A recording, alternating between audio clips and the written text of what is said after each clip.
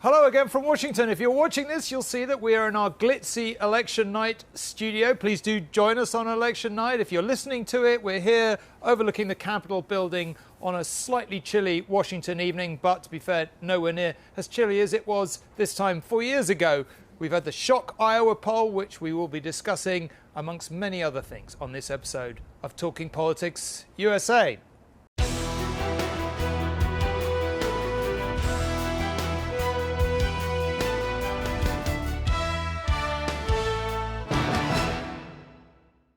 Well, as ever, I'm joined, although we're not often together, by Heather Nauert, the former Trump spokesperson, Adam Hodge, who was an advisor to both Presidents Biden and Obama, and Jessica, of course, who is our analyst, polling expert, and many other things from the Cook Political Report. I mean, where do we start? Let's start with the shock Iowa poll. I've got so much to discuss with you. It's great to be here, all in person. We don't often get this privilege. We should probably explain. Who wants? Jessica, maybe you explain. What is this Iowa poll? It's one poll. Everyone's talking about it. Explain why this poll should be worth talking about. Yes, so Ann Selzer is a very renowned pollster in Iowa. And she has, while other pollsters have kind of adopted methods to weighting, to recalling the 2020 vote, she sort of lets the response, the respondents kind of guide how she sees the poll. And that has led her to sort of pick up, to sort of be a canary in a coal mine for surprising election results. She was the first one to kind of see that in 2008 that Barack Obama was ahead in the Iowa caucuses when Hillary Clinton was expected to win those. And then actually the last poll she had out in 2020 actually showed Trump doing better than the national polls had showed. And so that sort of was an early indicator, which people should have heeded more, that that the election was going to be closer. So she's been able to uniquely pick up on many of these trends. Now, she's not always right. No pollster is. Over the past few cycles, she has been more right and closer to being right within about 3 points of the final margin in her Iowa polling. So this indicator, there was a poll, she took a poll early in the summer, late spring, that, of course, when it was still Biden and Trump, that was 18 points, I believe. A few months ago, she found Trump was only leading by 4 points. But this poll coming out that Harris was actually ahead by 3 points. I mean, we were all, because she's so respected sort of within the, sort of nerdy polling community, we're all waiting with bated breath on a Saturday night for this poll. And when we got it, I was having to make sure I was reading it right, as many of us were. It would have even been surprising had she found that Trump was only leading by 3 points, but to find Harris leading by 3 points was just shocking. I think we should explain as well for people at home. As I understand it, part of the reason was there's been quite a restrictive abortion law new this summer in Iowa. There's been round-the-clock local coverage of it and its potential impact. And therefore, the logic of this seems to be that a lot of women who other pollsters haven't picked up on are potentially very motivated by this, and that is driving it, and that potentially has implications in other places too. And particularly it's older women and independent-leaning women. So, women over 65 are very much driving this. And so if that is a harbinger for, Iowa's a very white state, but also so is Wisconsin. But then, my boss, Amy Walter, has been saying today sort of feels like a sort of choose your own polling adventure, because then we also saw polls come out today from the New York Times and Siena, another very respected pollster, that actually showed Harris doing better in the Sun Belt states and slightly worse in the Blue Wall states. So we've gotten sort of a little bit of contradictory results out of this. I caution that, we shouldn't overread into one poll, but the reason the Iowa poll and the Selzer poll is getting such attention is that she does have a very good track record. But let's be clear, Tom, the Harris campaign has spent virtually $0 running an ad campaign in Iowa. And so I think, coupled with some of the numbers you've seen for women outperforming men in other swing states, to me, it was a little bit of okay, we may be in for a different result than we expect. I will tell you, when the poll came out, it rocketed around the sort of Democratic ecosphere. Text messages and tweets were going all over the place. My caution was, it's great to see a poll like this 3 days out from Election Day. Go make some phone calls, go canvass, go tell people, go knock on some doors, because those are the things that's actually going to get people out to vote. A poll cannot get people to the polls. It may give some extra motivation. The thing that's going to matter is, can the ground game be the difference maker in the last 48 hours. Yeah. And from the Trump campaign's perspective, they're just calling this poll simply an outlier. Yeah. So Which they're disregarding it, yeah. and it very well might be, but for all the reasons that you so excellently described and explained it, this is really something to watch and be aware of. Yeah. And another thing we were talking about earlier is older women, sort of our mother's generation, who were the women's libbers in the 60s and 70s. They may be really drawn out to the polls this week because of the abortion issue. My impression as an outsider is it's possibly very complicated for a lot of Republican women.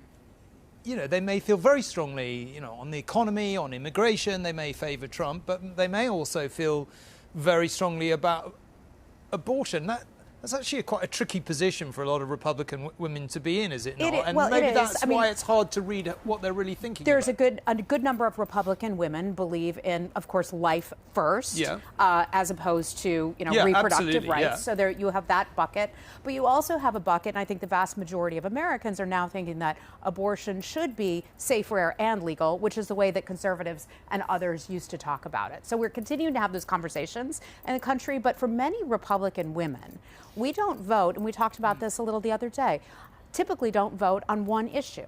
We talk about the economy, we look at our safety and security, inflation, abortion may be a part of it, reproductive rights, choice, but not single issue vote. I'll say, Tom, what struck me in the last week and a half or so is that you really have seen the Harris campaign pick up a little bit on what Heather's talking to. Yes, there's been a big push on reproductive freedom, but it's been to draw people into that, have a conversation about the economy, to talk about how you're going to make people's lives better. That has been the focus, especially Tuesday night when there was a big speech about democracy on the Ellipse, the site of Donald Trump's infamous January 6th rally.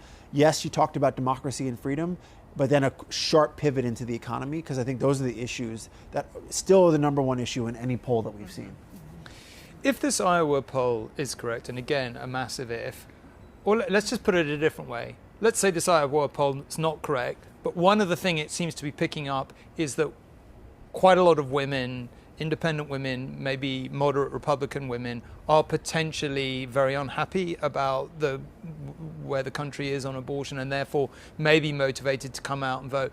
Does that put Florida in play? Does that put Texas in play, or is that kind of ludicrous? I don't think it does. I mean, why not, though? Florida and Texas are solidly Republican states. You have some districts that lean otherwise, but it's primarily a solid red state. However, Iowa has always been a pretty conservative state. What I would say is that every time we have seen a referendum, even in very conservative states like Kansas and Ohio, voters have voted to expand abortion access. There is a referendum in Florida. Now it is not a simple majority. They have to hit 60%. So I think in states like this, where you have voters that can split their tickets in that way and say, okay, I am concerned about the economy. I like Trump on the economy and on immigration and things. So I can vote for this abortion referendum, but I can also vote for Trump. There's also abortion referendums on the ballot in Arizona and Nevada that we also expect to pass. So that is another place where in these swing states, voters could be splitting their tickets. Texas is sort of my canary in the coal. I've sort of used that before I realized, but that I am watching. It's a good phrase. Don't feel like you can only use it once. Well, because Texas actually cannot have a referendum process. It is not allowed there. So if voters want to express their dissatisfaction with the abortion laws in Texas, which are some of the most restrictive in the country, they can only vote against Republicans in that regard. So you actually saw Vice President Harris going there last week to emphasize the Texas abortion laws, even though we don't see it as in play. But remember, this was only a 6-point state. So if this tightens, there's a critical Senate race there that I'm watching that could be very important, as Republicans are expected to pick up seats elsewhere if they are somehow able to swing that seat. It is because of abortion. And again, because that law, we actually saw a woman that died because she was not able to access care during a miscarriage. So it's really become front and center. What we have also seen in polling, though, is that, and if this is changing, this is where polls are picking it up late in, is that voters blame Republican members of Congress more for the abortion laws. They don't blame Trump as much. And I think that's because they don't see him as sort of a culture warrior on this issue, that he was, a New York playboy for a long time, married 3 times. So they aren't identifying him, even though he appointed the Supreme Court justices that eventually overturned Roe v. Wade. Could that be changing in the late result? We'll see. But we do see that voters are blaming more, again, so this could matter more in elections for Congress than it might at the presidential level. Yeah, and anytime you hear former President Trump talk about the issue, he says, well, that was up to the Supreme Court. Now we're going to let the states decide. And that is the idea of federalism, where every state is different. Every state could decide what's best for his or her own voters as opposed to the federal government. So he pushes it off on them so he doesn't have to answer the question. But historically, he was pro-choice before he was more conservative on the issue. One thing I wanted to ask you all is, let's just, again, purely for the basis of the discussion, suppose that there is something going on here. Let's just imagine she wins for a second, and that, pissed off women are one of the reasons that she does win, perhaps the primary reason she does win. Even if she narrowly controls the House and the Senate, which, as we all know, is a massive if and may well not be the case, what's she going to do about it? Because she's really going to struggle to deliver anything like a sort of, she's not going to be able to bring back Roe v. Wade, because of the Supreme. What is, in your view, what could she do, and is she going to be under intense pressure to deliver? I imagine she will. I think she's going to try to campaign and put legislation forward to try to make it reestablish Roe versus Wade as the law of the land. It doesn't go through. Again, we're a lot of hypotheticals down the road here. She will campaign against it and put members. There will be a midterm election in 2026, and she will put it in front of voters and say, "Give me a Congress that will get this done." Like that is, I think, that she can. And she'd still have to get rid of the filibuster, right, to get it through the Senate, which we should explain basically in very simple terms. You need to get nearly 2/3, around 60 to get it votes, through, yep. And this is one of the biggest contestable issues in U.S. politics. But would she ever do that? Is that conceivable? She has said that she would do it, and it would be an earthquake in the U.S. Senate. There's no question about it, and I think there are Democrats who rightly have some questions about the ramifications. If that were to change, and there would be nothing to stop Republicans from flipping it back if they got rid of the filibuster. It's really buyer beware. So I think there is some caution over that, but I think this is such, to many voters, a fundamental right that was the precedent in the country that has been taken away, and women around the country are dying from it. Husbands are losing their wives and daughters over this, and sisters and spouses, and so and to be fair, some of that is because doctors are misinterpreting the law, or they're applying the law in a way that is very cautious, and so they are not providing the proper care to women, and you have a whole slew of malpractice cases now taking place. But that is we're having the Texas law is, I think, doctors are scared of because they can be prosecuted. Right. I mean, I think one of Harris's most effective closing ads that she has a woman who had a miscarriage, was unable to be treated. You actually show her showing her scars, and she talks about how she may not be able to have children now, like the very much wanted pregnancies. And I mean, Heather's right. I do think there is, because the laws are different in every state. That's where it's just there's so much uncertainty, and it's just been 2 years of a lot of confusion. But that you do have women with these stories that are happening in Georgia, that are happening in Texas, that are, an Ohio girl who was,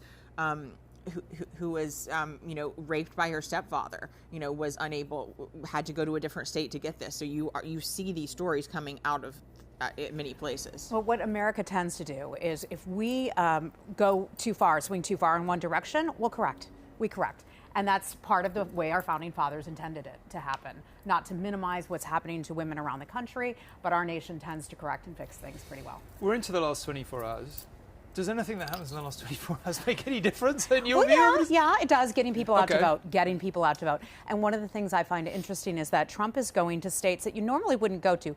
Yes, he's going to North Carolina, a state that he's won in the past. That's important to do to get people out. But he's also been going to states like New Mexico. So what's his thinking?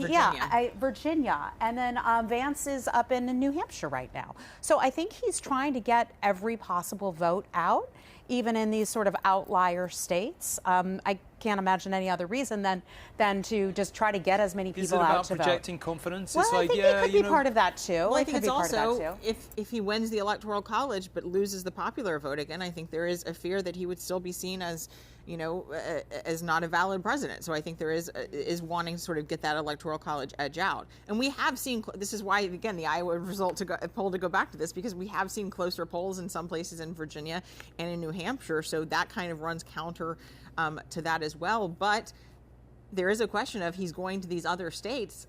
Hillary Clinton in the last few days of 2016 was also sort of going to these reach states as well. Arizona. And that turned out to be a mistake because she did not pay enough attention to Wisconsin and Michigan. That's what is happening there. Look, they're both in Michigan and Pennsylvania these last 2 days. But I think it is striking to me that with 3 days out from the election, 2 days out from the election, Trump is spending a lot of time in North Carolina. That is a state that he should have had in the bag weeks ago. Like that, if he was sort of easing towards re-election. All the polls are so tight. They are, but so North tight. Carolina is one of those Gotta states. go to every place. Listen, those polls, I just find the polls weird. Like, the logic, I mean, I know Nate Silver's been pointing this out, but like the logic of everything being tied, I'm like, come on, guys. I mean, that can't be right, can it? Like, you're all hurting on the tie, because that way, if you're 4 points wrong and somebody wins by 4 points and Trump wins by 4 points, you say, oh, well, you know.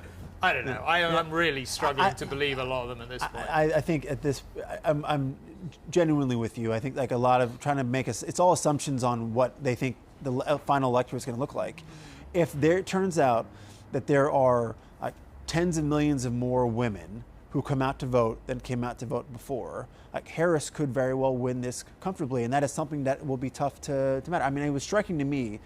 Nikki Haley was asked, like, well, why aren't you out? You know, like, and like she said, the Trump campaign hasn't asked me to come out and do some work for her in the last couple of days. Well, she is doing something. She wrote an editorial in the Wall Street Journal. An editorial in the Wall Street Journal. That's going to get about like President Trump. She sent out text fundraisers, fundraising solicitations and text to try to help the former president. She's done a lot of TV on his behalf, and she has very clearly and convincingly said, "Look, I don't agree with the way he speaks all the time. I don't agree with everything, but I do, by and large, like his policies." And she's been a very clear and effective spokesperson on his behalf on that matter. And she's gotten lots and lots of attention. I think if she was doing an event with Trump in Pennsylvania where tens of thousands of people voted for her after she'd already jumped out of the race, would be far more important than an op-ed so I think that is the surprise that I'm watching out for. And in some of these states, she got as much as 18% of the vote even after dropping out.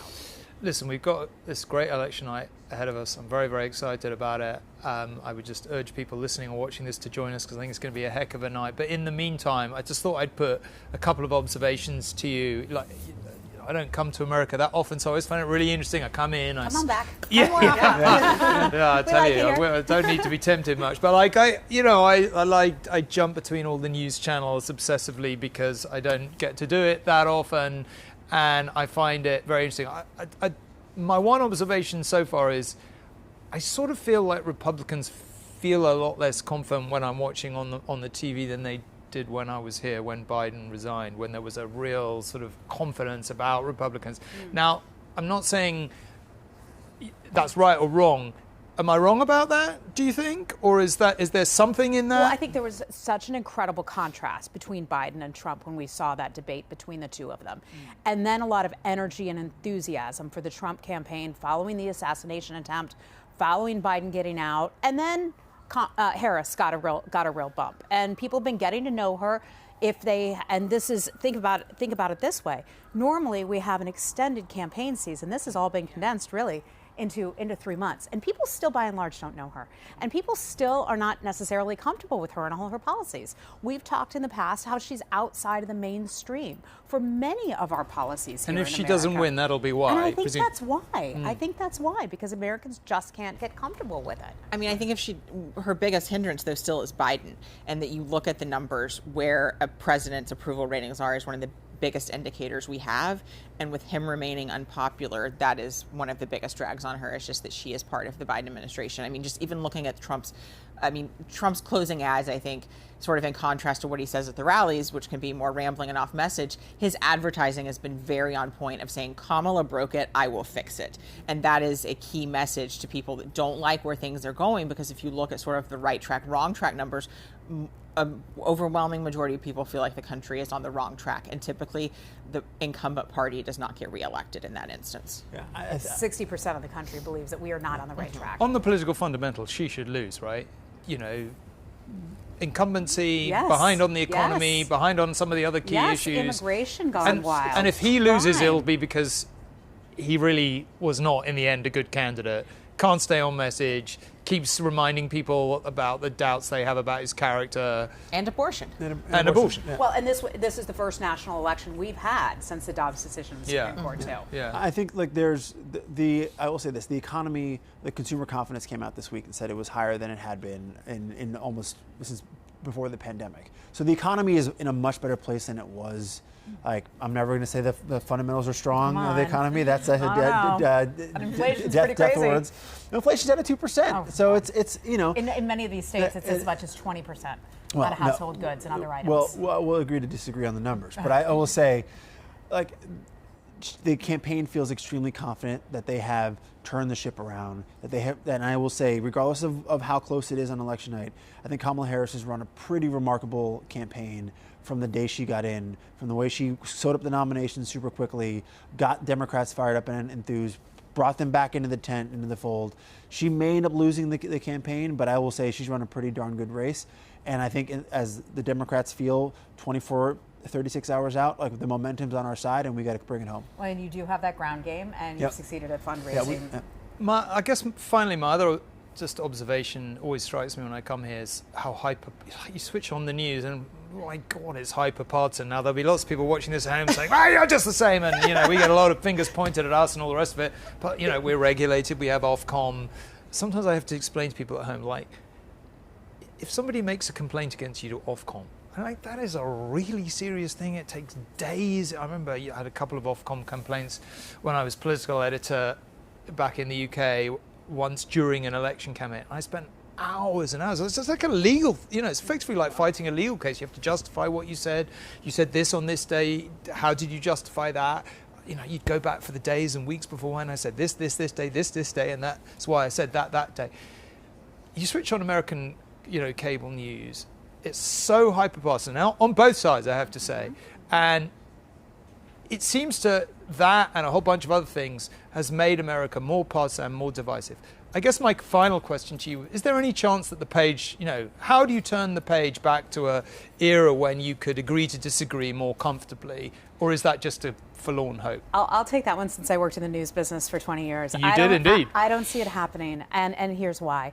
Politicians get booked on television when they say outlandish things, and they increasingly do that so they can get their television bookings, so that then when they leave office they can become famous and give speeches and do all of that too. I don't see it changing for that reason. And then for the news networks, sometimes a bit depress you. it Somebody is, who started in the news I business. loved journalism, and now it's changed a lot. It's changed a lot.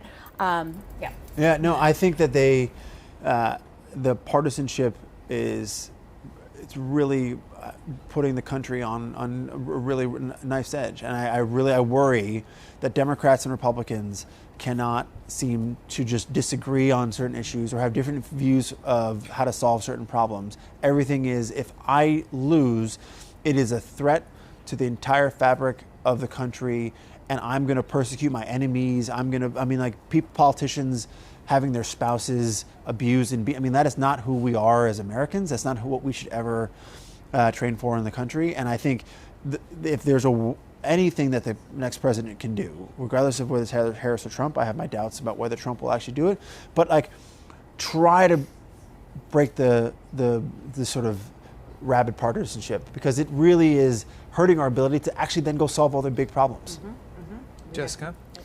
I mean, I think it does feel like Pandora's box that we've opened, and I don't know how you put it back in it. When you look at just the social media and just the way you can say things, as Heather said, you say something outrageous, you get on television, and then it's sort of a never-ending cycle and different things. So I absolutely do worry about that. And the fact that when we look at, members of Congress, the people in the middle are the ones that are gone, that you just see more people on both the extremes on the right and on the left, and they really dislike each other, and that's hard to find consensus. And good people who used to run for office, whether it's the lawyer in the town or the doctor or whoever else who was like the sensible person, the Chamber of Commerce Republican or the sort of progressive Democrat, but like they're staying as far away from politics as they possibly can. They're not going into serve, and it's not just on the federal level, it's at the state level, at the local level. Like, who wants to be mayor of X town if you're just going to get just tarred and feathered everywhere you go? But you could say the same thing for people serving in an administration, yes, political appointees. Fewer people want to step up and do that because would you do it again? Because the cost is so high to one's family and their reputation, all of it, because so many will just lie about an individual because you're the other side. Depressing. Yeah, it is. So I hope we can change it. I'm not optimistic, but we have some good conversations here. Yeah. And we can have some good, fair conversations. Even if we don't agree on a topic, we can do it in a nice way. That's what America needs again. We used to be all about that. Well, that is a great place to end. Well, do join us for election night. We'll be having nice conversations, whatever happens. We always try to promote nice conversations. Thank you very much for listening or watching, and we will see you on election night. But for now, goodbye from Washington.